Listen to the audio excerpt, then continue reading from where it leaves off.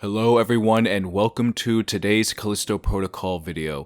I am very excited to talk about this one as it is not just a deep dive into the lore of the world of the Callisto Protocol, but what it is also meant to signify a comparison type situation as we compare the real life moon of Callisto versus the game version of Callisto here in the Callisto Protocol.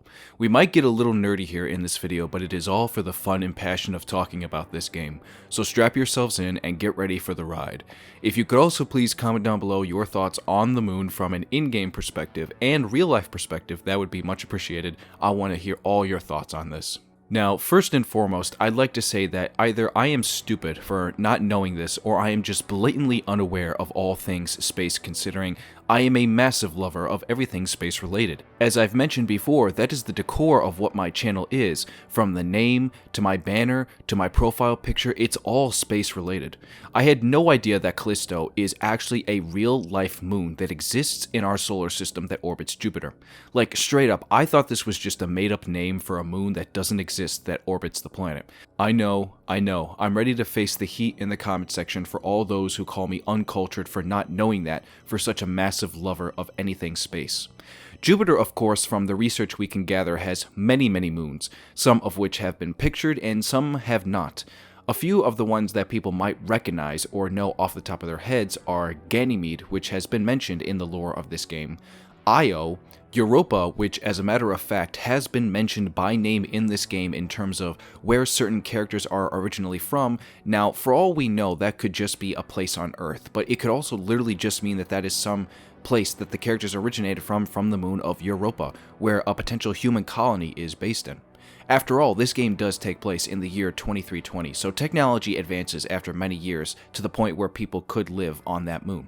And then, of course, to our main one in Callisto, which is where the game is centered around. Now, we'll start with the game version, as from everything I can gather from the game itself, from playing, and also information on the internet, there's not much really to go off here to talk about. It seems as though the way the moon is looked at in the game, it is not meant to be this overarching big thing in the story or the plot. It is only meant to be the setting in place of what you play on.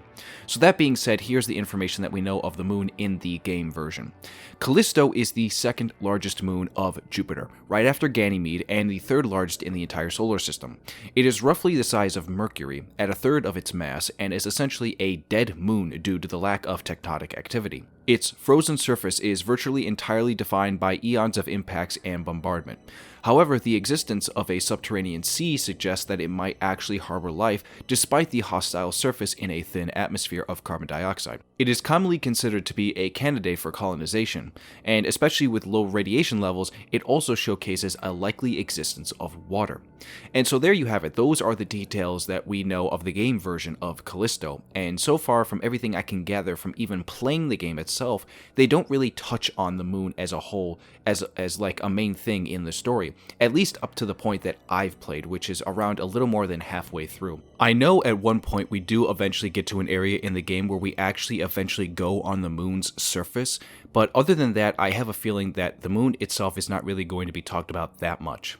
I would also love to hear from a real scientist if something like the outbreak that we see in this game that leads to the creation of these biophages and zombie-like alien creatures could actually be possible enough to where they could sustain, or if it even could happen in the first place. Especially considering I've seen snippets of an excavation site that could have dug up some of these types of things. Although I haven't reached that point in my playthrough, so we'll just have to see. And so now that we've talked about the game version, let's talk about the real life version and how it compares. And if some things do line up with real life facts, I would not be shocked, but at the same time we know that sometimes video games like to take liberties and change around certain things and details, so maybe we might find some similarities or differences. Nothing wrong with that at all, but at the end of the day, if they are similar as well, there's nothing wrong with that either. So according to studies, the first thing that is similar is that in real life, it is defined as the second largest moon of Jupiter after Ganymede, and the third largest in the solar system.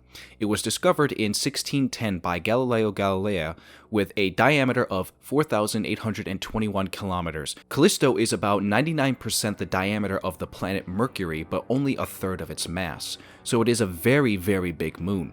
Callisto is composed of equal amounts of rocks and ices. It has the lowest density and surface gravity of any of Jupiter's major moons.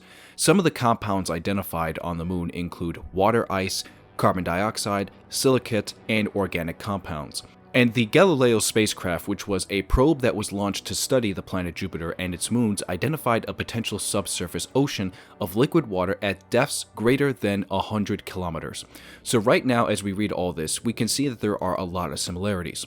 Research also mentioned that it does have a thin atmosphere of carbon dioxide and a rather intense ionosphere.